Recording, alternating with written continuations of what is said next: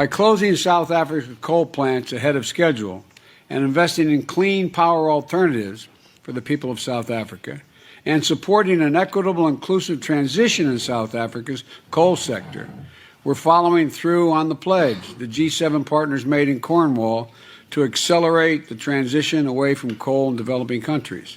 The announcement made at the COP26 summit in Glasgow, Scotland, sets the stage for Africa's biggest carbon emitter to receive 130 billion rands from 25 developed nations and banks at the end of 2022. I can remember growing up as a young man in an area that was a heavy supplier of coal in northeast Pennsylvania. And I watched what happened when it collapsed and how the impact on the community. And that's why we have to take care of the people who are impacted on. Speaking to the SABC at the climate change talks, the Presidential Climate Commission emphasized that the transition to green energy needs to be fair and equitable. It is not simply the country accepting that we need to move away over a period of time from coal. We are also adamant that this must be done in a manner that is just, that requires a lot of attention to be paid to workers who might find their jobs at risk, to communities around both power stations and coal mines. Local environmentalists, though, say government officials need to be held accountable for ensuring that all the objectives are properly met. Not only is this deal a big announcement for the climate, but it's also a big announcement for South Africa to be able to tackle our energy crisis.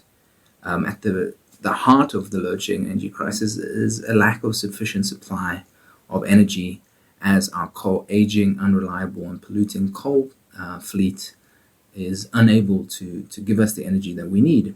The Green Connection says not enough details on the deal have emerged. Definitely not sufficient funding, but it could be a really good start to making South Africa sustainable and stopping load shedding.